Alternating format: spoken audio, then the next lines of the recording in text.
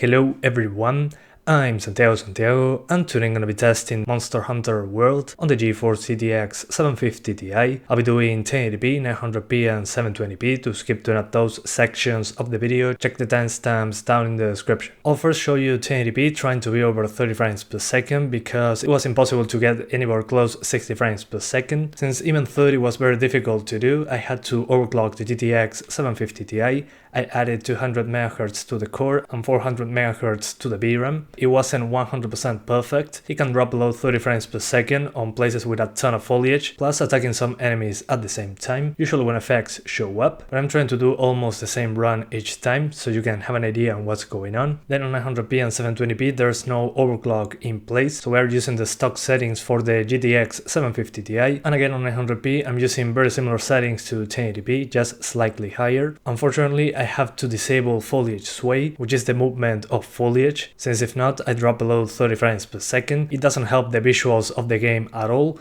but it's necessary to maintain over 30 most of the time, especially when fighting in a place with a ton of foliage and water and effects show up. And finally at 720p I tried to be over 30 frames per second once again, but this time I could use higher settings, so the game looks much better in my opinion. After that I just lowered the settings, trying to target 60 frames per second. The GPU and CPU are not enough. In some places the G4560 will limit the graphics card when trying to be over 50 frames per second, but still some areas are very GPU bound, which doesn't allow us to be over 50 anyways, especially when fighting monsters at the same time. Of course, if you prefer higher resolutions to 1080p or 900p, but I still recommend overclocking the 750 Ti. It's a great improvement to the frame rate and it allows you to use higher settings, and that'll be about it. From the options menu, the options that gave me the biggest performance hit, first of all, was volume rendering quality. That option destroyed performance for me, so by just turning it off, you get a massive FPS boost compared to the highest setting. If you still want this effect to be on your game, I recommend using the low option. It wasn't a huge visual difference, at least in my opinion, so just avoid anything over low with this option,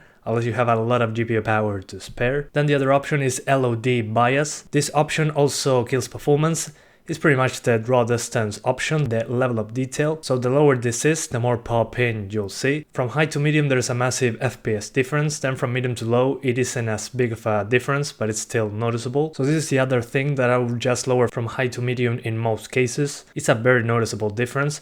As an example, in a 1050 Ti, if you put this on medium and the volume rendering quality on low, you can put everything else maxed out and you play the game over 30 frames per second, but without it, it will be just below 30 all the time. So this option is very important. Then ambient occlusion should also be an impact in performance, but for this and LOD bias, you need to go back into the main menu in order to change it, which is very disappointing. If you turn off screen space reflections and soft surface scattering, there should be a good difference in performance as well, but it's not as big of a difference in performance like on the other options. And then the SH diffuse quality, which I'm not sure what it is, but it seems to be related how the filtering on the shadows is handled. If this is wrong, please let me know in the comments so I can correct it. Also made a difference in performance, especially from high to medium, and you can tweak it on the fly, which is always good. And the seed pre-pass option, which is the last one, just by keeping this on, you get a good FPS boost, so don't disable this option, just keep it enabled. And for some reason the shadow quality option didn't make a difference in performance for me,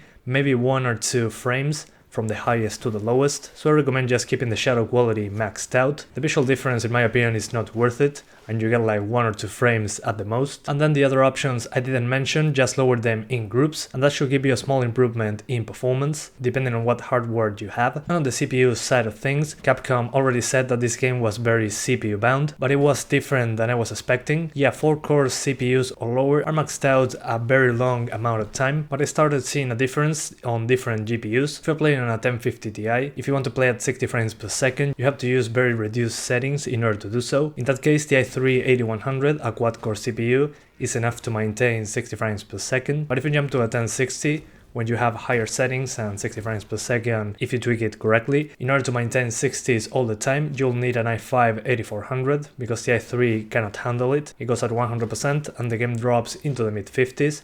Still playable, of course, but the CPU does make a difference in that case. But a G4560 was enough to maintain 30 frames per second in all cases. So if you want to play at 30, a 2-core 4-thread CPU should be enough. G4560, G5400, i3-7100, something like that. What I really like about this is that unlike other CPU intensive games, this doesn't stutter, even with a 2-core 4-thread CPU. So in my opinion that's very important, but still the draw distances and all that kind of stuff left me a little disappointed considering how much CPU and GPU it uses. But at the moment this is how it runs, so thank you guys for watching and see you next time. Great for getting a monster's attention or creating a distraction. If you're clever, you can use the slinger to distract monsters.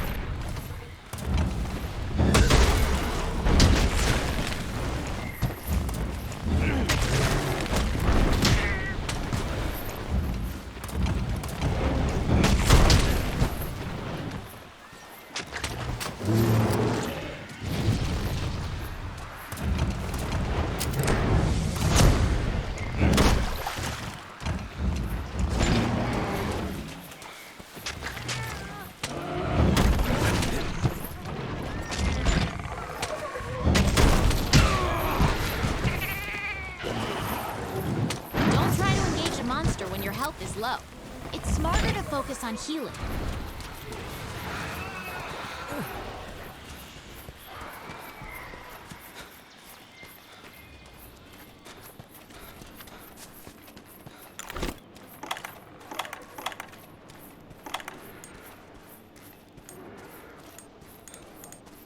Timing is everything.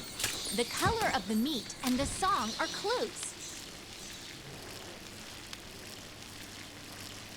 Oops, your timing was off. Guess you need to keep drilling your grilling.